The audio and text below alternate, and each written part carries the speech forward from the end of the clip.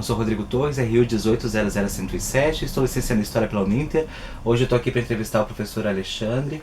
Ele é graduado em Filosofia, com licenciatura plena em História Geral e do Brasil, Psicologia e Filosofia pela PUC-RS em 1999.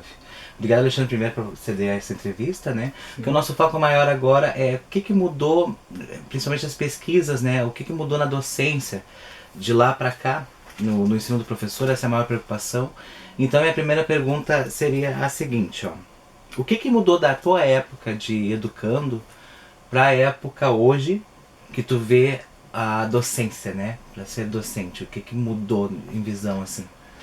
Uma das coisas até que, quando eu estava em vias de me formar, lá em 1999, tinha um professor de metodologia do ensino que ele falava que um dos únicos lugares que era difícil de entrar a informática era no meio acadêmico, na formação de professores, isso lá em 1999. Todas as outras profissões estavam se inovando, com a parte da informática, computadores e tudo mais. E a parte da formação de professores era a única que ainda estava naquele meio do papel, do quadro verde com giz branco. Agora acredito que já tenha uma... De história, o que tu acha que tu vê nos seus alunos que eles buscam na disciplina de história?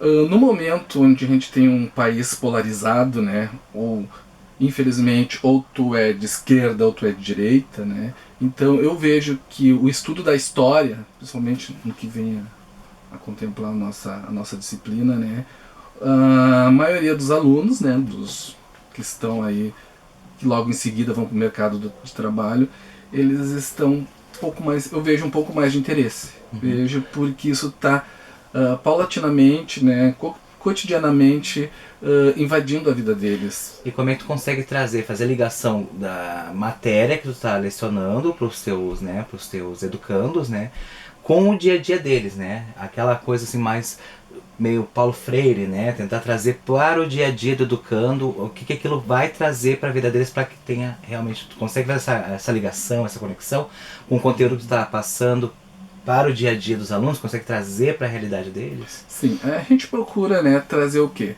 Buscar esses fatos históricos que aconteceram há 100, 150, 200 anos atrás, ou até mais. Então a gente procura, dentro desse mecanismo de análise dos fatos históricos, fazer uma, como se chama, um termo um pouco mais elaborado, uma exegese. O que seria isso? Olhando aquela situação lá no passado, fazer uma releitura, uma interpretação para os dias atuais. E a gente vai ver, como diria Nietzsche, o eterno retorno, né? Ou seja, tudo está se repetindo, tudo volta, tudo, claro, em situações diferentes, distintas, mas acaba voltando. Então a gente aborda esse lado, se utilizando dessas situações, que a história quase que se repete, né? E pincelando na sala de aula, mostrando a gurizada, mostrando os alunos, né? Olha, isso aconteceu há 200, 300 anos atrás, mas vocês não veem alguma coisa parecida com o que está acontecendo agora no nosso país e no mundo?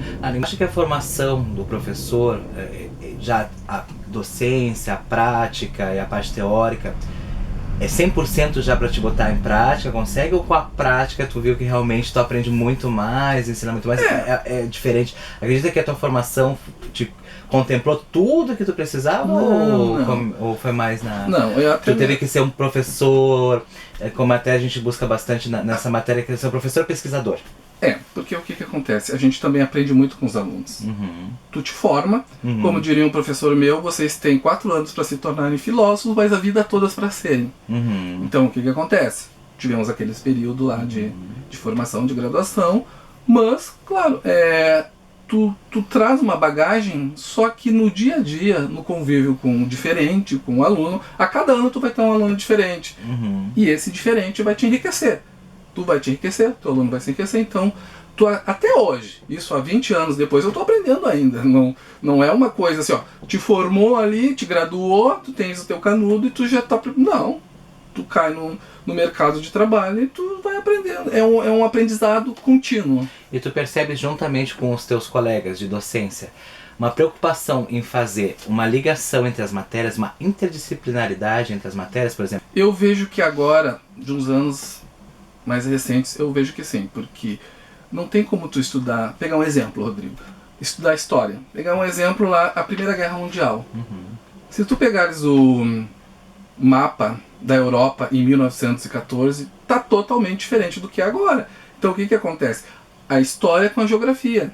O mapa político da Europa, vou pegar um exemplo, mudou. Assim como na Segunda Guerra Mundial, aqueles países do leste europeu, depois da Segunda Guerra Mundial, a União Soviética absorveu quase todos. Se tornou um país só. Então o que acontece? É a história trabalhando com a geografia. O sistema político, a estruturação política dos países. Então não tem... Eu acredito que agora, dos anos... meados dos anos 10 para cá, 2010 para cá, eu tô vendo que as disciplinas estão se conectando entre elas, estão se irmanando. E agora, para finalizar, tu percebes na instituição de ensino, na escola que o senhor leciona, uma preocupação com o aprendizado real do aluno? Eu não vejo não só na parte da disciplina que eu atuo, que é história, né, assim como nas outras disciplinas também, português, matemática, vejo que a tendência não é só fazer com que o aluno decore, seja uma decoreba, né, e depois repita.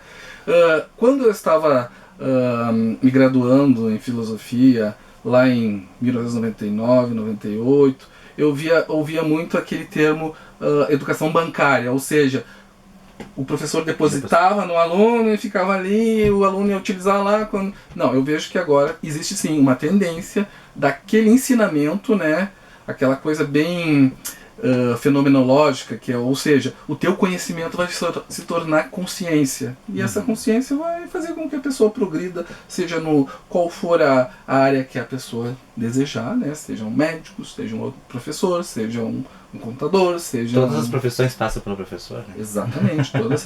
Inclusive até o presidente da República. Exatamente, inclusive o lugar onde a pessoa não precisa... o único lugar onde o professor não precisa se inclinar para o imperador é no Japão. Lá o professor, eles têm todo aquele ritual de se prostrar na frente do imperador. O professor é a única pessoa que não precisa. O valor que o professor tem, né, em determinadas culturas, né, que quem sabe um dia a gente chegue lá, né. Então, Mas te agradeço então, professor Alexandre. Sucesso aí com os teus educandos lá. E vamos ficando por aqui. Obrigado pela atenção de vocês e uma ótima semana. Obrigado e uma ótima semana.